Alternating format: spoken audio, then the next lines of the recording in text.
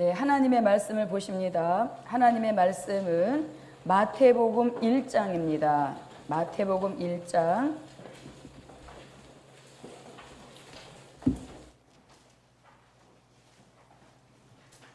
마태복음 1장 18절부터 21절입니다. 제가 읽겠습니다.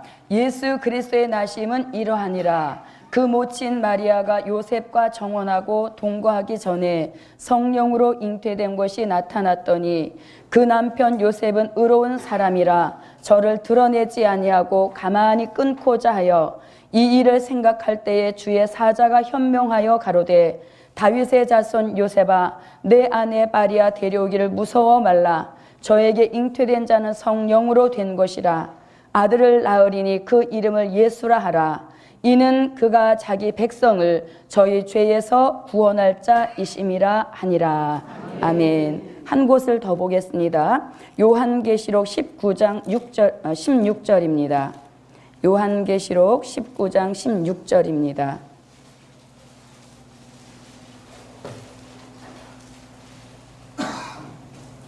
그 옷과 그 다리에 이름 쓴 것이 있으니 만 왕의 왕이요 만 주의 주라 하였더라. 아멘. 예, 오늘따라 여러분의 눈이 왜 이렇게 커 보이십니까?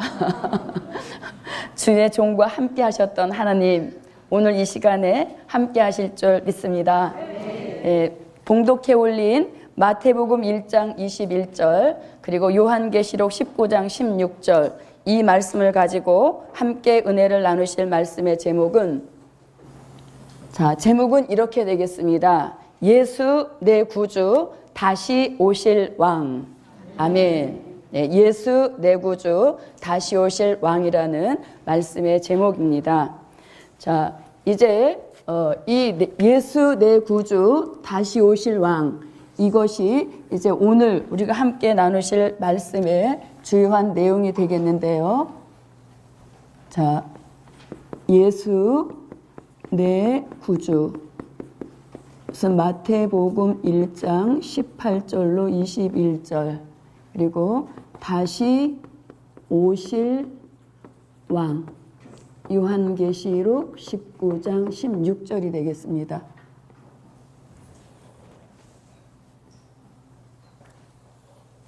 자, 우리는 성경을 볼 때, 성경을 읽을 때 성경 어디에서도 예수님을 볼 수 있어야 됩니다. 아멘. 왜냐하면 성경의 주인공은 예수님이시기 때문입니다. 그래서 세상에 있는 모든 책도 그 책에 주인공이 있듯이 성경에도 주인공이 있으니 그 주인공이 바로 예수님이십니다. 예, 그래서 그 예수님이 시대에 맞게 어떻게 역사하셨는지 한번 예수님에 관한 것을 간추려서 함께 은혜를 나누도록 하겠습니다. 자, 예수 내 구주 이렇게 할 때 예수 내 구주, 우리는 이분을 초림의 주님이라고 합니다. 초림의 주님. 예, 그러니까 2000년 전 유대 땅 베들레헴에 아기 예수님을 오셔서 30년을 사시고 그리고 3년 동안의 공생애를 이루셨던 이 주님을 가리켜서 우리는 예수님은 나를 구원하신 주인이시다. 아멘. 그래서 그것을 줄여서 예수 내 구주 이렇게 말씀드릴 수가 있습니다. 자, 이 초림의 주님이 이제 어떻게 또 역사하셨는가 성경을 한번 보게 되어지면, 자, 예수님은 하나님의 아들이십니다. 네, 예수님은 하나님의 아들이십니다. 누구의 아들이 아니고요. 그렇죠. 사람의 아들이 아니고 예수님은 하나님의 아들이시다. 자, 예수님은 하나님의 아들이시라는 말씀의 근거가 있어야 되겠죠.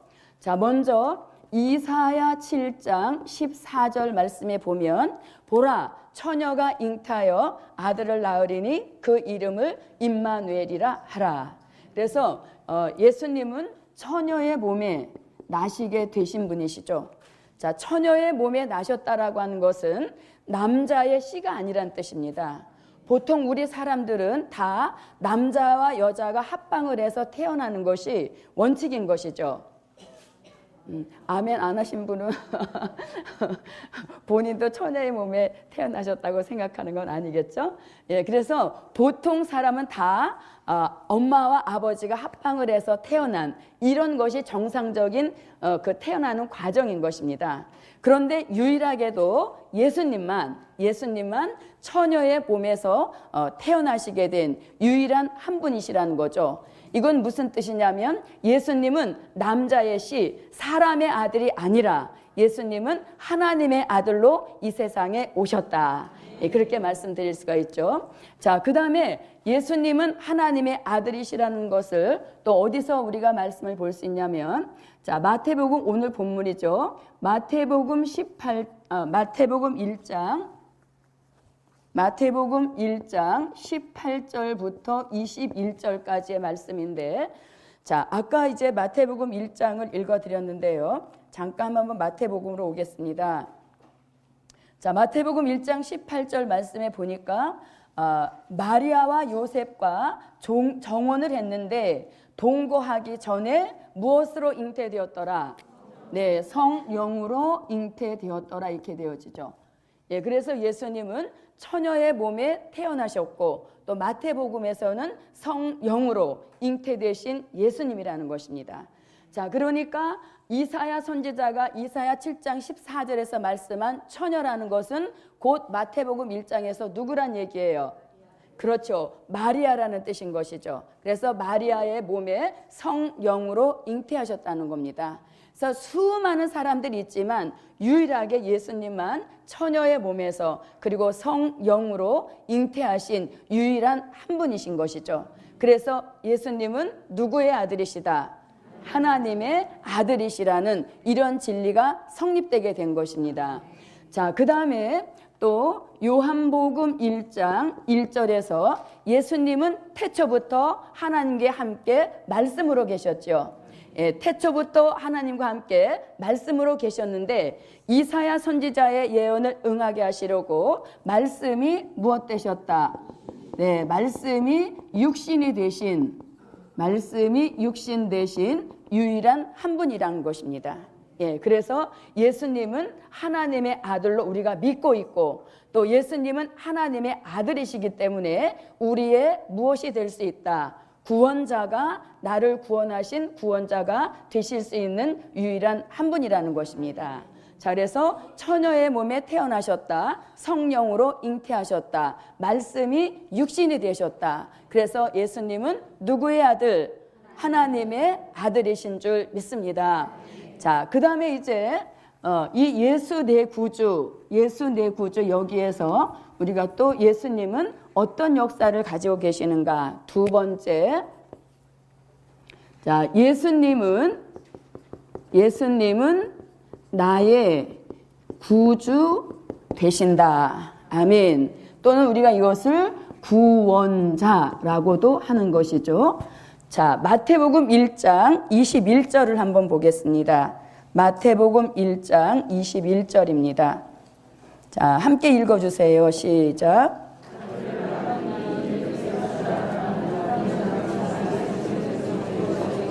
네, 아들을 낳으리니 이름을 예수라 하라 이렇게 되어 있죠. 예수라 하라. 이는 저가 자기 백성을 저희 어디에서?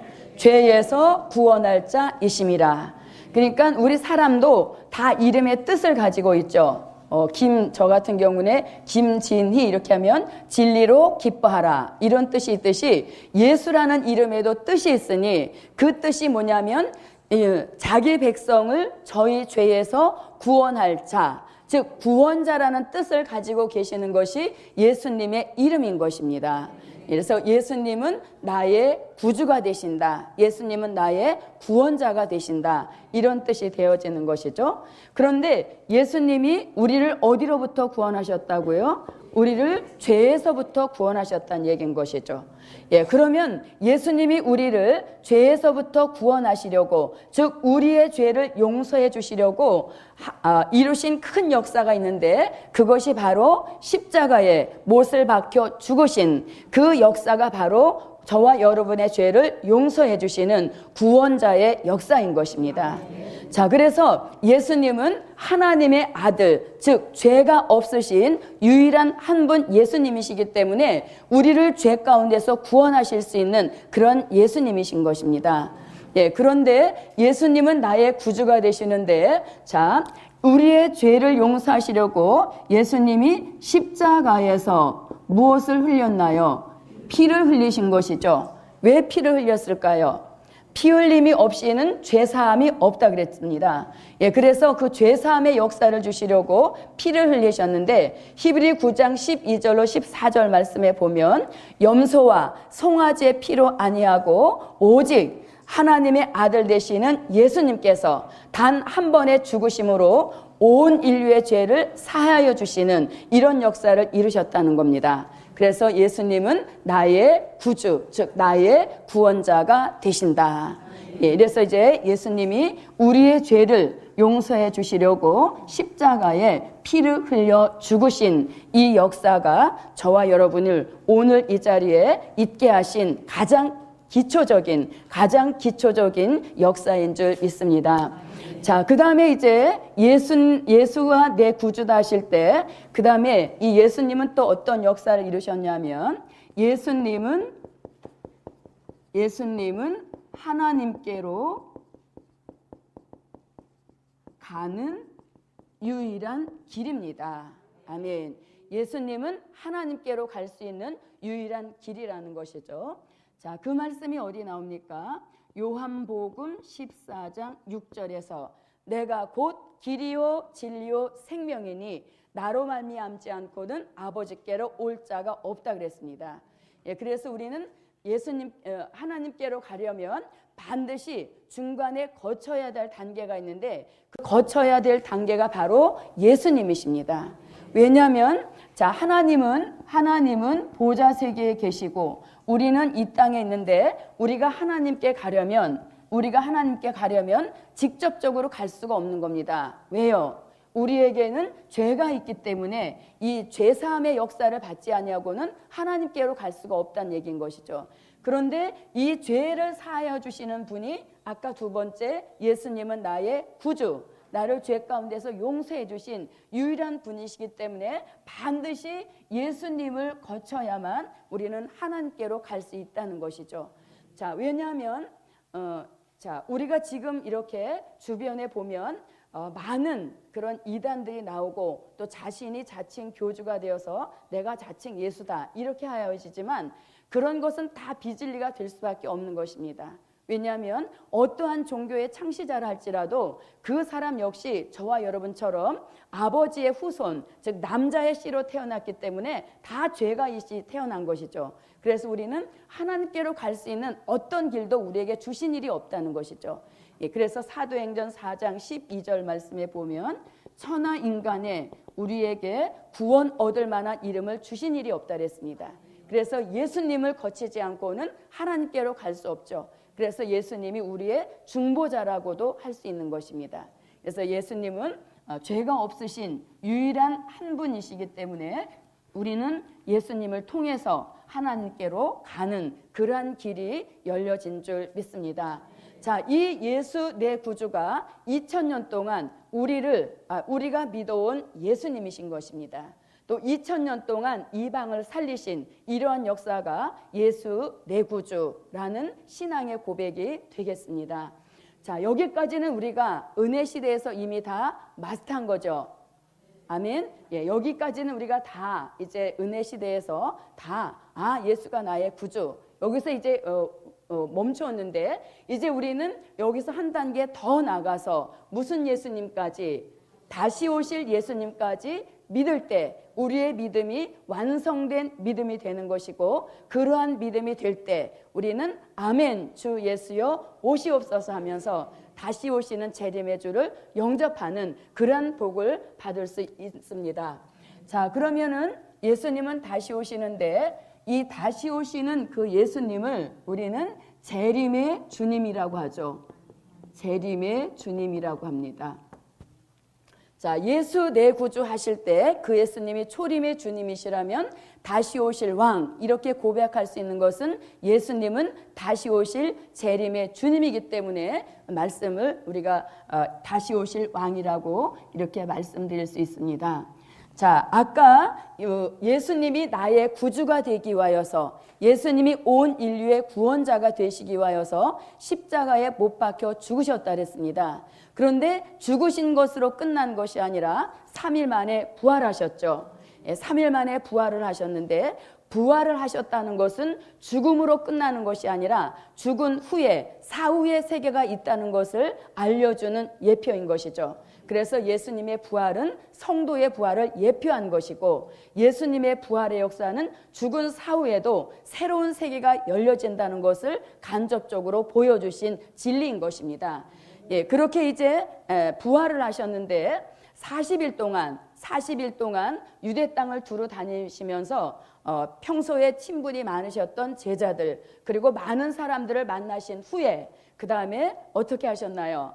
이제 예수님이 원래 계셨던 보좌 세계로 복귀하신 역사인 것이죠. 예, 그러면서 가시면서 뭐라고 하셨냐면 사도행전 1장 11절에서 예수님이 너무 신비한 광경 속에서 이렇게 올라가시니까 처음 본 광경이잖아요. 그러니까 사람들이 너무 신기해서 멍하니 구름 타고 올라가시는 주님을 바라보니까 천사가 뭐라고 합니까? 갈릴리 사람들아, 어찌하여 서서 쳐다보기만 하느냐? 너희 가운데서 올리우신 이 예수는 다시 오시리라. 다시 오시리라. 예, 그래서 예수님은 올라가시면서 아무런 노코멘트로 올라가신 것이 아니라 내가 반드시 너희를 구원하러 다시 올 것이다 하는 약속을 주고 가신 것입니다.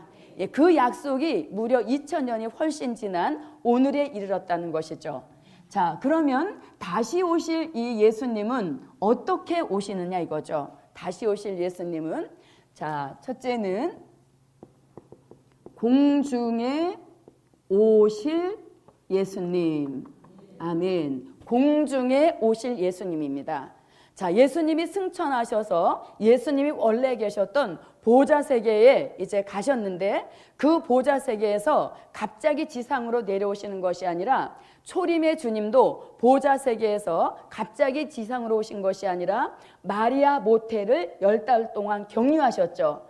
그와 마찬가지로 다시 오시는 재림의 주님도 단번에 땅에 오시는 것이 아니라 일단은 어디를 격려해서 공중을 격려하시는 이런 역사를 먼저 밟게 되는 것입니다. 그래서 그분을 우리는 공중에 오실 예수님이신데, 이 공중에 오실 예수님을 우리는 공중 재림이라고 합니다. 예, 공중 재림이라고 하는 것이죠. 자, 공중에 오시는데 이때 이제 우리도 공중에 오시는 예수님을 영접해야 되겠죠. 예, 그래서 예수님의 역사가 있을 때 항상 우리는 예수님과 나와의 연관성이 있어야 됩니다. 예, 예수님이 어떤 역사를 하실 때 나를 빼놓고 역사하시고 나와 상관이 없다면 그건 굉장히 불행한 일입니다. 그래서 예수님이 하나님의 아들이 되실 때도 나에게도 하나님의 아들로서 믿어지는 믿음이 있어야 되는 것이고, 또 예수님이 나의 구주가 되어 주신다 할 때도 그 십자가의 피공로를 내가 믿어서 그 예수님이 나에게 주시고자 하는 축복과 혜택, 이런 것들을 내가 용서함으로 구원을 받는 이런 관계가, 연관성이 있어야 되는 것이죠. 그리고 예수님은 하나님께로 가는 길이다 하실 때 내가 그 예수님이 하나님께로 가는 길을 따라서, 예수님을 따라서 하나님께 가는 그런, 항상 예수님과 나는 관련성, 연관성이 있어야 된다는 것입니다. 그러면 다시 오시는 예수님이 공중에 오시게 되어지는데, 우리는 이때 공중에 오시는 예수님을 영접해야만 구원에 이르게 되어지는 것입니다. 자, 그러면 공중에 오시는 예수님은 데살로니가 전서 4장 16절로 17절 우리 한번 찾아볼까요? 데살로니가 전서 4장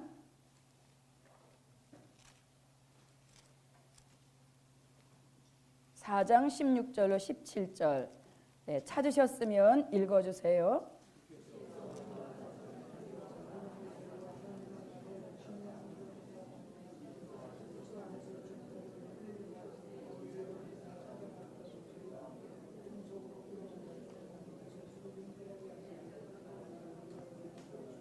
네.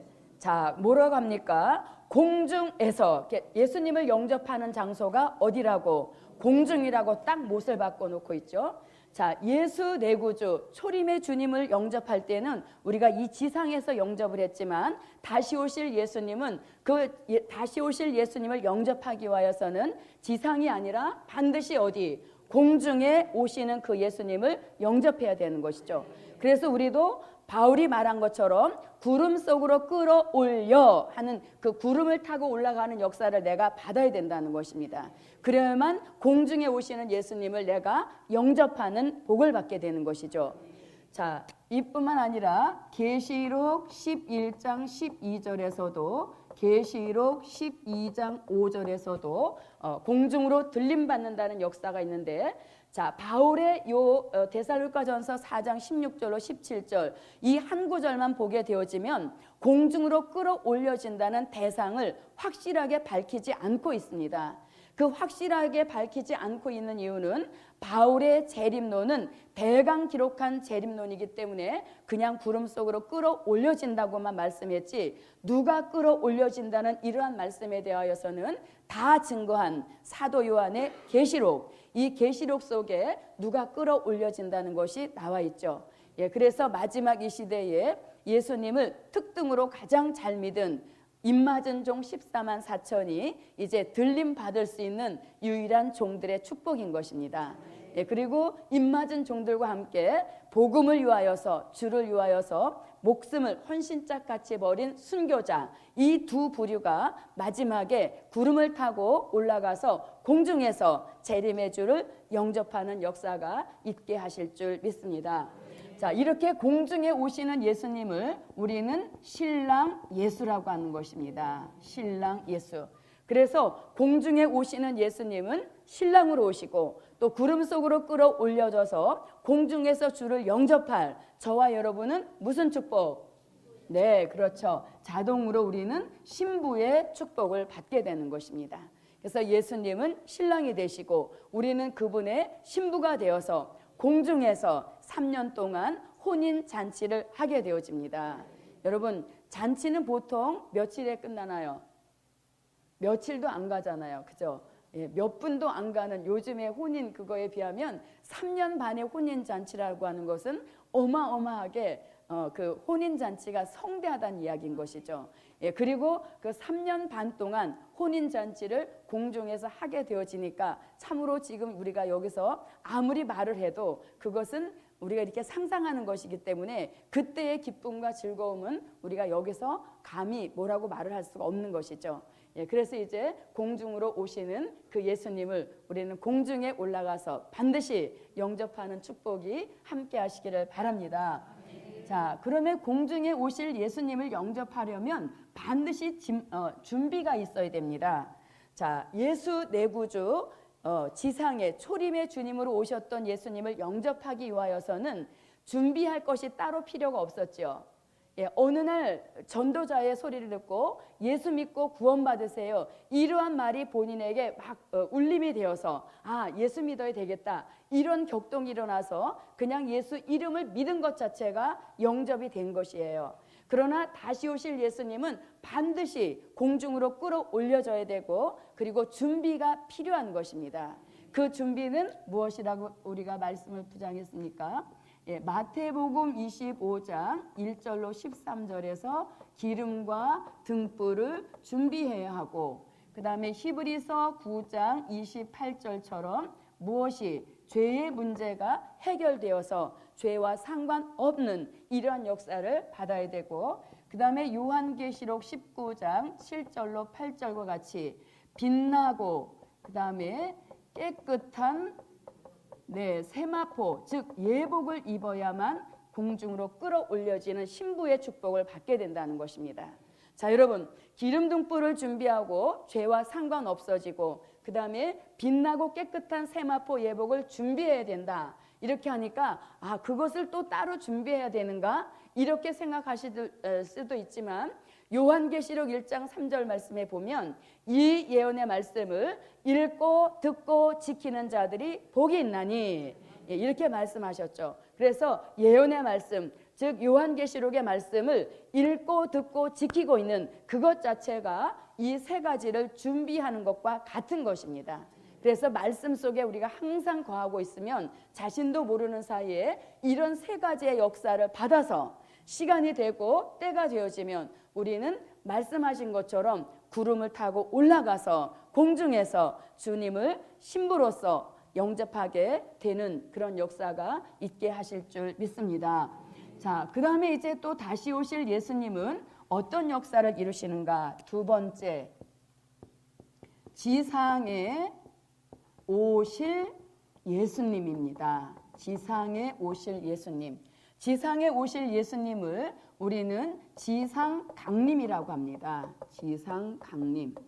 자, 공중에 오신 예수님은 공중재림, 그리고 신랑으로 오신 예수님. 그렇다면 지상에 오실 예수님은 무엇으로 오시나요? 심판의 주님으로 오시는 것이죠. 예, 심판의 주님으로 오시는 것입니다.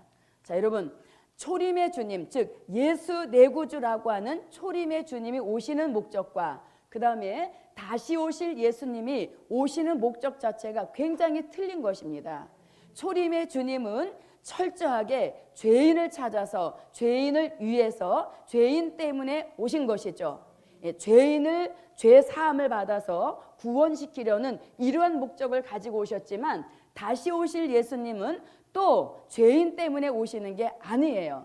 다시 말하면 초림의 주님은 오신 목적 자체가 십자가에 죽으시려고 오셨지만 다시 오실 예수님이 또 십자가에 죽으러 오시는 건 아니라는 것입니다. 이번에는 죄인은 용서 없이 심판하시고 의인만 찾아서 구원하시는 이런 역사를 이루시려고 지상의 심판주 예수님으로 강림하시는 것입니다. 그래서 우리는 2000년 동안이나 죄에서 회개하고 용서받을 기회를 무려 2000년이나 주셨다는 겁니다. 그런데 2000년이라는 긴 세월을 주셨어도 예수님의 그 역사와 축복을 받지 못한 그런 사람들은 이제 마지막에 주님이 다시 오셔서 심판의 주님으로서 심판하시는 역사를 이루신다는 겁니다. 자, 그래서 심판주 예수님, 자, 죄인은 찾아서 뭘 하시고 심판하시고 그 다음에 의인만 구원하시는 이런 역사가 있다는 것이죠. 그러면 구원받게 될 의인은 누구인가? 계시록 7장 1절로 4절에서 하나님의 입맞은 종들을 구원하시는 역사이고 이 종들의 다시 예언의 외침을 따라서 환난 가운데서 나왔던 계시록 7장 9절로 14절에 흰 옷 입은 큰 무리들, 이 사람들이 다시 오실 예수님에 의하여서 구원받게 될 의인들인 줄 믿습니다. 예, 그래서 이렇게 다시 오실 예수님은 절대 죄인을 또 용서해 주러 오시는 게 아니라는 것을 우리는 각인하셔서 자꾸 우리는 죄와 상관이 없어지도록 회개의 역사가 우리 삶 가운데 충만해야 될 줄 믿습니다. 그래서 우리는 회개를 늘 사랑하고 또 그 회개 역사 속에 성결의 역사를 받아서 우리가 죄와 상관없어서 의인이 됨으로 구원받는 종된 자의 반열에 우리 함께 참여합시다. 자, 이렇게 이제 지상에 오신 예수님은 심판의 주님으로 오시는데, 자, 아까는 그냥 죄인을 심판하신다 이렇게 말했는데 그 심판을 좀 더 자세하게 설명하면, 자, 자, 예수님이 심판의 주님이 되실 수 있는 것은 요한복음 5장 22절에서 아버지께서 아무도 심판하지 아니하시고 심판을 다 아들에게 맡기셨다. 그렇기 때문에 예수님은 이미 심판주가 되실 것을 예고하고 계신 것이죠. 그 심판주가 요한계시록 14장 1절에서 시온산 강림하시면서 이제 심판주로서 심판을 진행하시는 역사를 볼 수 있습니다. 자, 그러면 심판하시는 방법은 요한계시록 16장과 같이 하나님의 진노가 가득히 담긴 진노의 7 대접 재앙을 하나씩 쏟으면서 심판하십니다. 그리고 심판의 대상을 좀 더 구체적으로 보게 되어지면 용이 있겠죠. 자, 용이 심판의 제1순위가 되겠습니다. 다른 말씀은 몰라도 용을 잡는다는 이 말씀은 꼭 읽어봐야 되겠죠. 자, 계시록 20장 1절로 3절입니다. 계시록 20장 1절로 3절. 자, 찾으셨으면 읽어주세요.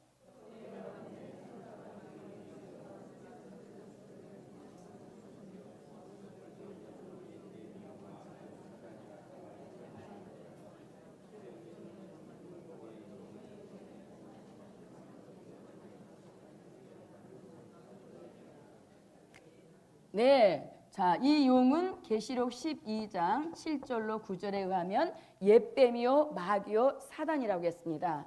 그래서 이 용을 계시록 20장 1절로 3절과 같이 이 용을 잡는 역사를 통하여서 심판이 이제 진행이 되는 것입니다. 그래서 오늘은 저와 여러분이 용을 잡아서 무저갱에 가두는 이 역사를 말씀으로 이루었기 때문에 한 주간 동안 내내 마귀 역사와 상관없이 승리의 삶을 살게 하실 줄 믿습니다. 자, 그 다음에 짐승은 누굽니까? 계시록 13장 같은 수정통치 시대를 지배하는 무신론 공산주의를 가리키는 것이죠. 그 다음에 거짓 선지자, 진리의 길에 있었지만 진리에서 탈선함으로 거짓 선지자가 된 것입니다. 그래서 짐승과 거짓 선지자는 죽이지도 않고 계시록 19장 19절로 20절과 같이 산채로 잡아서 바로 불못에 넣는 이것이 이제 심판의 대상 짐승과 거짓 선지자입니다. 자, 그 다음에 이제 모든 악인들은 심판주의 입에 나오는 검으로 계시록 19장 17절로 18절 그리고 21절 같이 검에 죽여서 그 시체는 새의 밥이 되게 하시고 그 영혼은 음부로 보내는 이 역사가 이제 심판주의 역사인 것입니다. 자, 아까도 말씀드렸지만 예수님이 어떤 역사를 이루실 때 그 예수님과 나와 상관이 있어야 된다 그랬죠. 연관이 있어야 된다 그랬죠. 자, 심판의 주님이 심판주로 지상 강림하실 때 우리는 어떤 역사를 받아야 될까요? 우리는 계시록 19장 14절로 15절과 같이 하늘의 군대가 되어서 그리고 계시록 20장 4절과 같이 심판하는 권세를 받아서 심판주 예수님을 도움으로 우리는 심판과 상관없이 오히려 심판에 참여하는 이런 역사를 이루게 하실 줄 믿습니다. 자, 그 다음에 이제 세 번째로 뭐냐면 천년왕국을 이루시러 예수님이 다시 오시는데 그때 이제 무엇으로 오시냐면 왕으로 오십니다. 그래서 천년왕국 그리스도의 나라를 통치하시는 통치자로 오시는 것이죠. 예, 천년왕국 그리스도의 나라를 통치하시는 통치자로 이 땅에 오시는 것입니다. 그리스도의 나라를 통치하시는 통치자로 다시 오시는 것입니다. 그 말씀이 요한계시록 11장 15절에 이제 나와 있는 것입니다. 자, 예수님이 공중의 신랑으로 오셨다가 3년 반을 공중에 머무르신 후에 3년 반이 채워지면 지상의 심판주로 강림하셔서 저주받은 세상 나라를 심판하시고 악인을 다 멸하신 후에 이제 남아있는 사람들을 모아서 천년왕국 그분의 나라를 이루시는데 그분이 천년 동안 통치자가 되신다 하여서 그곳을 천년왕국이라고 합니다. 그래서 천년왕국의 통치자가 되시는데 그 통치자를 이름하여서 만왕의 왕이라고 이렇게 말씀드립니다. 만왕의 왕, 만주의 주 이렇게 말씀하는 것이죠. 계시록 1장 5절에서는 땅의 임금들의 머리가 되신다. 계시록 17장 14절에서도 만왕의 왕, 만주의 주시다. 그다음에 계시록 19장 16절에서도 만왕의 왕, 만주의 주 이렇게 말씀하고 계십니다. 자, 그래서 예수님이 다시 오셔서 지금은 이것이 이제 이 지구를 이루고 있다고 지구라고 한다면 지금은 이 지구 안에 수많은 나라들이 존재하고 있고 수많은 나라의 통치자들이 다 따로 되어 있지만 예수님이 다시 오셔서 세우시는 천년왕국 그리스도의 나라는 모든 나라가 다 없어지는 것입니다. 그래서 국경이라고 하는 국경선 자체가 다 없어지고 예수님의 단일 통치가 이루어지는 것이죠. 예수님 혼자 통치하시는 단일 통치, 그 나라가 바로 천년왕국이고 그리스도의 나라인 것입니다. 그래서 지금과 같이 많은 나라가 또 존재하는 것이 아니라 그 많은 나라는 이미 다 패하셨고 예수님만이 통치자가 되셔서 이 그리스도의 나라를 공평과 정의로 다스리시는 그런 역사가 앞으로 우리가 살고 있는 이 지구에 이루어지는 새 시대의 역사인 줄 믿습니다. 그래서 예수님은 이렇게 다시 오시는데, 자, 공중에 오시는 예수님은 신랑으로, 지상에 오시는 예수님은 심판주로, 그리고 심판하신 후에 이 세상 나라를 본인의 나라로 만들어서 본인 혼자서 스스로 통치자가 되어서 이 세상 나라를 1000년 동안 에덴이 회복되어지고 다윗 왕국이 회복되어지는 그러한 천년왕국으로 이루시는 것입니다. 자, 이러할 때 우리는 예수님의 그리스도로 더불어 저와 여러분도 왕노릇하게 하시는 이런 축복을 우리가 반드시 받아야 될 줄 믿습니다. 그래서 예수님은 이렇게,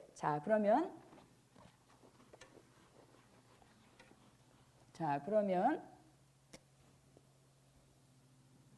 예수 내 구주 초림의 주를 전하는 그 말씀을 우리는 된 일의 말씀으로 증거했던 것이죠. 된 일의 말씀 증거로 초림의 주님, 즉 예수 내 구주를 증거했습니다. 그렇다면 다시 오실 예수님은 될 일의 말씀으로 우리가 증거를 하는 것입니다. 자, 복음으로 치게 되어지면 초림의 주, 즉 예수 내 구주를 증거했던 복음은 천국 복음으로 우리가 알고 있죠. 마태복음 24장 14절. 자, 그렇다면 다시 오실 재림의 주님은 무슨 복음으로?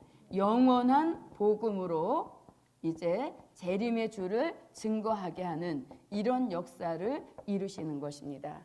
자, 그 다음에 소식으로 보게 되어지면 초림의 주, 즉 예수 내 구주를 증거한 그러한 소식은 무슨 소식? 네, 기쁨의 좋은 소식이 되겠죠. 기쁨의 좋은 소식. 누가복음 2장 10절이 되겠죠. 그리고 다시 오실 예수님, 그 예수님을 증거하는 소식은 아름다운 소식이라고 우리가 말씀을 무장했습니다. 이사야 40장 9절로 10절, 나훔서 1장 15절 등에서 이 아름다운 소식을 통해서 주님은 다시 오시는데 통치자로 강한 자, 즉 심판주로 오신다고 말씀하고 있죠. 자, 이것이 계속해서 끝없이 내려가는 겁니다. 열쇠로 치게 되어지면 천국 열쇠, 열쇠로 치게 되어지면 다윗 열쇠, 비밀로 치게 되어지면 천국의 비밀, 그리스도의 비밀, 그리고 하나님의 비밀이 되겠죠. 자, 그래서 우리가 예수 내 구주 다시 오실 왕, 이렇게 초림의 주님과 재림의 주님을 함께 믿는 자만이 우리가 아멘 주 예수여 다시 옵소서 하면서 재림의 주를 영접하는 이런 역사를 받게 되는 것입니다. 그래서 여러분들이 이렇게 청인신문을 돌리러 나갈 때 또는 설거지를 하거나 운전을 하실 때 그냥 멍하게 가게 되어지면 여기 많은 그런 막 잡생각이 들잖아요. 그런 걸 물리치기 위하여서 본인이 혼자 스스로 예수 내 구주 다시 오실 왕, 예수 내 구주 다시 오실 왕, 이렇게 되어지면 오신 주님과 오실 주님을 함께 믿는다는 신앙 고백이 되는 것입니다. 자, 함께 해보실래요? 자, 예수 내 구주 다시 오실 왕. 네, 그것을 계속 이렇게 생활 속에서 예수 내 구주 다시 오실 왕 이렇게 하게 되어지면 자신도 모르는 사이에 이 머릿속이 맑아지고 그다음에 말씀이 이렇게 묵상이 되어지고 말씀이 자기 생각에 이렇게 떠오르는 그런 역사를 받게 되는 것입니다. 그래서 다림줄 회복, 다림줄 회보를 돌릴 때 또 청인신문을 돌릴 때 그냥 이거 언제 돌리고 언제 돌리지 이거 다 언제 돌려 이렇게 하는 것보다 예수 내 구주 다시 오실 왕 이렇게 신앙 고백을 하면서 하게 되어지면 그 발걸음도 복된 발걸음 그리고 그 돌리는 역사에도 반드시 열매를 맺게 하실 줄 믿습니다. 기도드립니다. 고맙고 감사하신 아버지 하나님, 우리는 초림의 주님을 믿고 여기까지 왔는데 하나님께서 더 큰 복을 주시려고 다시 오실 예수님까지 믿을 수 있도록 될 일의 말씀으로 인도하여 주신 거 감사드립니다. 이제 성경 66권을 통하여 증거하는 예수님을 완전히 믿도록 도와주옵시고 그 믿음의 결국이 영육 구원의 복을 받을 수 있는 크신 은총을 꼭 베풀어 주시옵소서. 예수님의 이름으로 기도하옵나이다. 아멘. 광고 다른 광고는 없고요. 대구에 내려가신 목사님을 위하여서 기도해 주시기 바랍니다. 1천 번째 감사예금 1천 원 드리겠습니다. 한 번 더 기도드립니다. 고마우신 아버지 하나님 귀한 예물 꼭 받으시고 예물이 담고 있는 기도의 소원을